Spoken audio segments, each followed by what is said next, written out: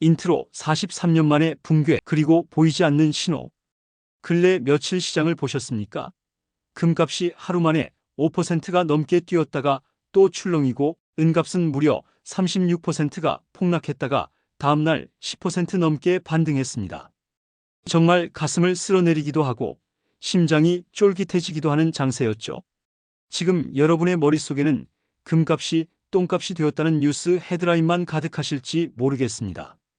온스당 3,100달러를 호령하던 금이 단숨에 1,800달러 선까지 밀려 내려오고 은값은 하루 만에 36%가 증발하는 것을 보며 세상이 망하려나 싶으셨을 겁니다. 하지만 냉정하게 말씀드립니다. 지금 벌어진 금과 은의 폭락은 결론이 아니라 이제 곧 들이닥칠 부동산 시장의 거대한 붕괴를 알리는 전초 기지일 뿐입니다. 내 집 한 채가 전 재산인 우리 시니어들에게 지금의 금값 하락은 남의 집 불구경이 아니라 내 집, 지붕에 떨어진 불씨라는 사실을 오늘 이 자리에서 증명해 보이겠습니다. 43년 만에 처음 마주하는 이 압도적인 규모의 자산 붕괴를 보며 많은 분이 망연자실해하고 계십니다. 36%가 폭락한 가격이 다시 본전이 되려면 56%가 급등해야 한다는 산술적인 절망감보다 더 무서운 것은 우리가 안전자산이라고 굳게 믿었던 최후의 보루마저 무너졌다는 사실입니다. 하지만 과거를 돌아보십시오. 나스닥이 반토막난 원금을 회복하는 데 15년이 걸렸고 우리 코스피 역시 50% 상승을 이뤄내는데 16년이라는 긴 인고의 시간이 필요했습니다. 지금의 금과 은 역시 그 복구의 시간이 10년을 훌쩍 넘길지도 모르는 일입니다. 그러나 저희가 오늘 여러분과 나누고자 하는 이야기는 이미 벌어진 폭락에 대한 탄식이 아닙니다. 역사는 언제나 명확한 패턴을 보여왔습니다. 안전자산이라 믿었던 금과 은이 차례로 무너질 때 그 거대한 자본의 파도가 마지막으로 덮치는 곳은 언제나 우리가 발을 딛고 서 있는 부동산입니다. 무지는 공포를 낳지만 정확한 지식은 대비를 가능하게 합니다. 2026년 오늘 우리 시니어들이 마주한 이 서늘한 진실의 실체를 지금부터 낱낱이 파헤쳐 보겠습니다. 본론 1. 방아쇠는 워시였지만 화약은 이미 가득했다. 사람들은 케빈 워시가 차기 연준 의장으로 지명되었기 때문에 금값이 떨어졌다고 말합니다. 틀린 말은 아닙니다. 하지만 워시는 방아쇠였을 뿐입니다. 총알은 이미 장전되어 있었고 시장에는 폭발 직전의 화약이 산더미처럼 쌓여 있었습니다. 2025년 한 해 동안 금값은 온스당 2,600달러에서 4,300달러를 넘나들며 46년 만에 가장 기이한 급등을 기록했습니다. 은은 더욱 기가 막혔습니다. 31달러에서 121달러까지 거의 4배에 가까운 폭등을 보여주었지요. 산이 높으면 골이 깊다는 격언은 금융시장에서 단 한 번도 틀린 적이 없습니다. 그렇다면 왜 사람들은 그토록 미친 듯이 금과 은으로 몰려들었을까요? 그것은 바로 화폐에 대한 신뢰 붕괴 때문이었습니다. 트럼프 행정부는 국방비에만 1조 달러를 쏟아붓고 신생아 수당과 관세 배당금을 뿌리며 세금은 깎아주겠다고 선언했습니다. 들어오는 돈은 줄고 나가는 돈만 넘쳐나는 이 구조에서 미국의 국가 부채 비율은 GDP 대비 120%를 돌파했습니다. 정부가 마음대로 찍어낼 수 없는 금과 은으로 도망치는 것은 어쩌면 당연한 생존 본능이었을 겁니다.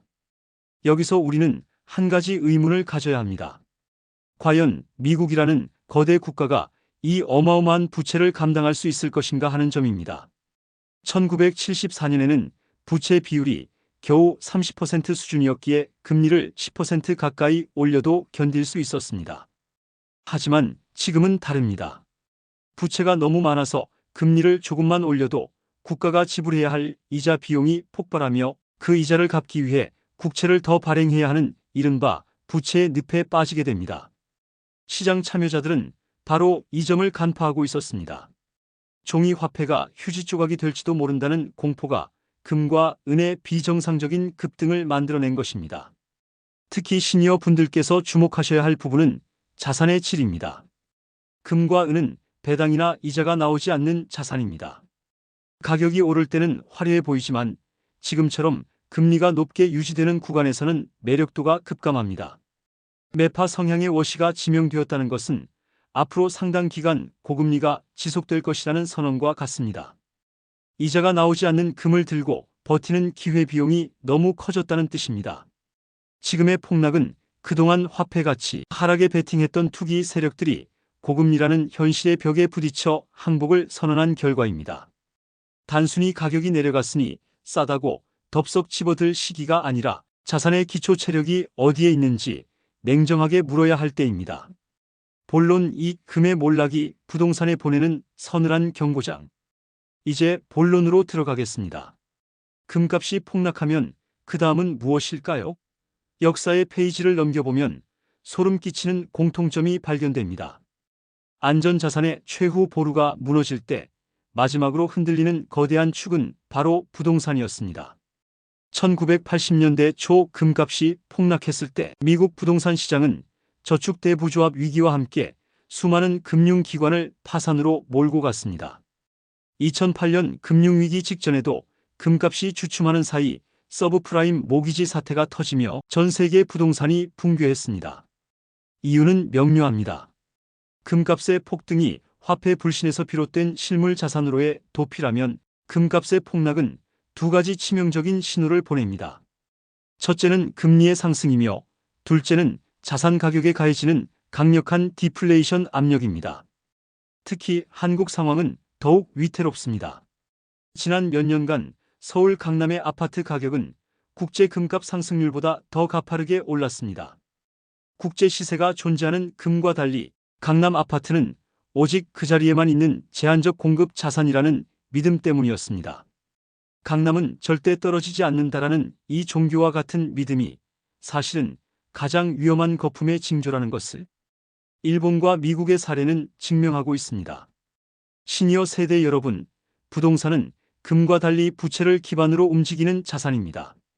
금값이 떨어지며 달러가 강해지면 한국은행은 환율 방어를 위해 금리를 내리고 싶어도 내릴 수 없는 처지에 놓입니다. 1,400원을 넘어 1,500원대를 위협하는 환율 앞에서 금리를 내리는 것은 국가 경제를 포기하는 것과 같기 때문입니다. 결국 우리네 아파트 담보대출 금리는 7%, 8%를 넘어설 수밖에 없습니다. 은퇴 후 연금과 임대 수익으로 생활하시는 분들에게 이 정도 금리는 재앙입니다. 매달 나가는 이자, 비용이 생활비를 갉아먹기 시작하면 결국 가장 아끼던 부동산을 시장의 매물로 내놓을 수밖에 없는 상황이 도래합니다. 금값의 폭락은 여러분의 아파트 베란다까지 이미 고금리의 파도가 도달했음을 알리는 가장 선명한 경고등입니다. 본론 3. 전세 제도의 균열과 하우스 푸어의 재림. 더욱 심각한 것은 한국만의 독특한 구조인 전세 제도의 붕괴입니다. 매매가 대비 전세가 비율이 60% 아래로 떨어지는 지역이 속출하고 있습니다. 이는 집주인이 세입자의 보증금으로 대출을 갚거나 다음 세입자를 구하는 갭투자 공식이 더는 작동하지 않음을 의미합니다. 전세 사기 뉴스가 도배될 때마다 시장의 신뢰는 바닥을 치고 거래는 얼어붙습니다. 신뢰가 걷어진 시장에는 오직 투매만이 남게 됩니다. 금값 폭락은 원화 자산인 부동산의 상대적 매력을 떨어뜨리는 촉매제가 됩니다. 만약 글로벌 금융위기가 다시 도래한다면 역대 최고 수준으로 과열된 한국 부동산은 일본의 잃어버린 30년보다 더 처참한 경로를 밟을 수 있습니다. 일본은 가계부채가 통제 가능 수준이었고 인구도 1억이 넘었지만 우리는 GDP 대비 가계부채가 100%를 상회하며 인구는 급감하고 있습니다. 1980년 금값 폭락 후 2년 뒤에 저축대부조합 위기가 왔고 2013년 금값 조정 후 중국 부동산이 흔들렸던 것처럼 지금의 금값 하락은 2년 뒤에 닥칠 부동산 대재앙의 카운트다운일 수 있습니다. 특히 2026년의 전세시장은 과거와 다릅니다. 정부의 전세자금 대출 규제가 강화되면서 세입자들이 전세를 구하기 위한 돈을 빌리기가 매우 힘들어졌습니다. 전세 수요가 줄어드는데 집주인들이 보증금을 돌려줄 여력이 없다면 이는 곧바로 경매 시장의 폭발로 이어집니다. 시니어분들 중 자녀들의 신혼집을 전세 보증금으로 도와주셨거나 본인의 노후 자금을 전세 낀 부동산에 묻어두신 분들이라면 지금 당장 비상계획을 세워야 합니다. 설마 내 집이 안 나가겠어? 라는 낙관론은 시장의 거대한 흐름 앞에서 무력합니다. 역전세난이 본격화되면 가장 먼저 타격을 입는 것은 유동성이 부족한 고령층의 자산입니다. 지금은 수익률을 따질 때가 아니라 원금을 어떻게 무사히 회수할지를 고민해야 하는 절박한 시점입니다. 본론 4. 시니어를 위한 7가지 자산 방어 전략? 그렇다면 우리 시니어들은 이 거친 파고를 어떻게 넘어야 할까요? 저희가 제안하는 실전 대응 매뉴얼입니다. 첫째, 부동산 올인 전략에서 즉시 탈출해야 합니다. 전 재산이 아파트 한 채에 묶여 있으면 유동성 위기 앞에 속수무책입니다. 갑자기 큰 병원비가 필요하거나 생활비가 부족해졌을 때 집을 팔 수 없으면 인생 전체가 흔들립니다. 자산의 최소 30%는 언제든 꺼내 쓸 수 있는 현금성 자산으로 재편하십시오. 둘째, 대출은 무조건 줄여야 합니다. 금리가 오르는 시기에 대출은 자산을 불려주는 지렛대가 아니라 여러분의 목을 죄는 밧줄이 됩니다. 집값이 내려가도 대출 원금은 줄어들지 않습니다. 자산 가치가 대출금보다 낮아지는 깡통 주택의 공포는 생각보다 가까이 있습니다. 셋째, 실거주 주택에 대한 집착을 버리고 경제적 실리를 찾으십시오. 평생 살아온 집이라도 유지 비용과 세금이 감당하기 어렵다면 과감히 규모를 줄여 이사하는 다운사이징이 필요합니다. 여기서 확보한 현금이 여러분의 남은 30년 인생을 결정짓습니다. 넷째, 자녀에게 증여는 신중하고 또 신중하여지기 바랍니다. 하락장에서의 증여는 자녀에게 자산이 아니라 부채를 물려주는 꼴이 될 수 있습니다. 다섯째, 취득세와 보유세 등 세금 체계를 완벽히 숙지하십시오. 정부의 정책은 변화무쌍합니다. 세금을 몰라 수익의 절반을 날리는 시니어들이 너무나 많습니다. 여섯째, 투자용 상가나 토지는 현금화 1순위입니다. 불황에 가장 먼저 무너지는 것은 수익형 자산입니다. 공실이 난 상가는 축복이 아니라 저주입니다. 일곱째, 자신의 판단력을 과신하지 말고 시장의 데이터에 귀를 기울이십시오. 내가 살아보니 이렇더라라는 과거의 경험은 AI와 알고리즘이 지배하는 2026년의 시장에서는 통하지 않습니다. 끊임없이 공부하고 유연하게 대처하는 것만이 생존의 열쇠입니다. 본론 5. 폭락장 뒤에 숨겨진 기회의 눈을 뜨다. 앞서 말씀드린 것처럼 금값이 하루 만에 5% 급등락하고 은값이 36% 폭락 후 반등하는 롤러코스터 장세를 확인할 수 있습니다. 많은 분이 밤잠을 설치며 시세창을 확인하셨을 겁니다. 하지만 투자의 대가 레이 달리오는 이렇게 말했습니다. 금은 하루하루의 가격으로 판단하는 것이 아니라 위기 시 최고의 해지 수단으로 보아야 한다라고 말입니다. 실제로 2026년 2월 현재 국제 금값은 온스당 $5,000 선을 위협하고 있으며 국내 금값은 한돈에 90만 원 안팎을 기록하고 있습니다. 은은 공급이 수요를 따라가지 못하는 구조적 부족 상태에 직면해 있습니다. 태양광 패널, AI 반도체, 전기차 등 미래 산업의 은은 필수적입니다. 지금 은값이 36%나 폭락했던 것은 펀더멘털의 붕괴가 아니라 시카고 상품거래소 CME의 증거금 인상이라는 기술적 요인 때문이었습니다. 즉, 기관들이 개인들의 물량을 뺏기 위해 판을 흔든 개미 털기였을 가능성이 큽니다. 시니어 세대 여러분, 위기는 언제나 기회를 동반합니다. 금과 은의 슈퍼사이클은 아직 멈추지 않았습니다. 역사적인 대세 상승장은 보통 10년 이상 지속되며 지금은 그 과열을 시키는 건강한 조정 구간일 수 있습니다. 중요한 것은 공포에 질려 내 소중한 자산을 기관들에게 헐값에 넘기지 않는 것입니다. 중앙은행들이 왜 금을 사들이는지, 왜 JP모건과 골드만삭스가 장기 전망을 여전히 높게 잡는지 그 이유를 생각해 보십시오. 그들은 대중이 공포에 떨 때 조용히 바구니를 채웁니다. 부동산도 마찬가지입니다. 거품이 걷히고 모두가 부동산을 외면할 때 현금을 쥐고 준비한 시니어에게는 비로소 진짜 자산을 가려낼 해안이 생깁니다. 지금의 혼란을 견디고 원칙을 지키는 사람만이 다음 상승장의 주인공이 될 수 있습니다. 공포는 짧고 가치는 영원하다는 사실을 잊지 마십시오. 결론 위기는 준비된 자에게만 기회를 허락한다. 지금까지 우리는 금과 은의 폭락이 단순한 현상이 아니라 부동산과 금융시장 전반에 닥칠 거대한 변화의 전조 증상임을 심도 있게 알아보았습니다. 여기서 오늘 말씀드린 중요 내용을 다시 한번 요약 정리하여 말씀드리겠습니다.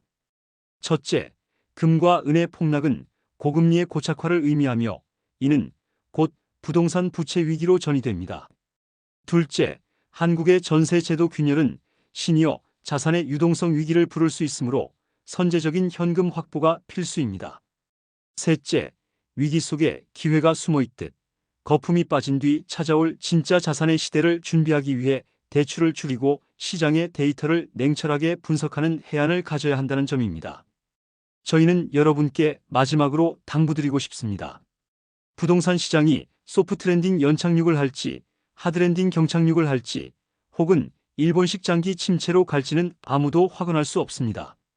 하지만 한 가지 분명한 것은 우리가 안전하다고 믿었던 부동산 불패 신화는 이미 균열이 가기 시작했다는 사실입니다. 금값과 은값의 요동은 우리에게 보내는 엄중한 경고입니다. 과거의 성공 방식에 안주하지 마십시오. 10년 동안 올랐으니 앞으로도 오를 것이라는 생각은 가장 위험한 착각입니다. 상황이 바뀌면 전략도 수정해야 합니다. 빚을 줄이고 현금을 확보하며 세상을 보는 냉철한 눈을 유지하십시오. 시니어 여러분, 투자의 본질은 단순히 숫자를 늘리는 것이 아니라 내 삶의 품격을 지키는 것입니다. 집값이 수억 원 오르내리는 것에 일희일비하며 건강을 해치고 가족과의 화목을 깨뜨린다면 그것이 무슨 소용이겠습니까? 자산은 우리 삶을 보조하는 도구일 뿐입니다. 2026년의 이 혼란스러운 금융 환경은 우리에게 진정한 가치가 무엇인지 묻고 있습니다. 튼튼한 현금 흐름을 만들고 무리한 욕심을 내려놓으며 변화하는 세상의 질서를 배우는 자세가 필요합니다. 오늘 저희가 드린 조언들이 조금은 가혹하게 들릴지도 모르겠습니다. 하지만 달콤한 위로보다는 스디슨 현실의 분석이 여러분의 전 재산을 지키는데 훨씬 더 유용하리라 믿습니다. 폭풍우가 치기 전에 지붕을 고치는 사람은 절대로 젖지 않습니다. 지금이 바로 여러분의 경제적 지붕을 보수할 때입니다.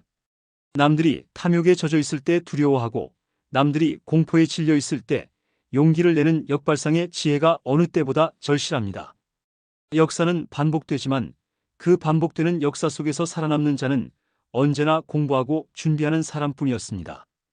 여러분 모두가 이 거대한 변화의 파도를 타고 안전한 노후라는 항구에 무사히 도착하시기를 진심으로 기원합니다. 오늘 내용이 도움되셨다면 이 채널이 지속해서 유익한 정보를 전해드릴 수 있도록 구독과 좋아요로 힘을 보태주십시오. 여러분의 댓글은 더 깊이 있는 분석을 만드는 원동력이 됩니다. 주변에 부동산이나 금 투자로 고민하는 지인분들이 있다면 이 영상을 꼭 공유해 주셔서 함께 위기를 극복해 나갔으면 좋겠습니다. 지금까지 시니어 라이프의 든든한 동반자 시니어 인생 플러스였습니다. 시청해 주셔서 진심으로 감사합니다.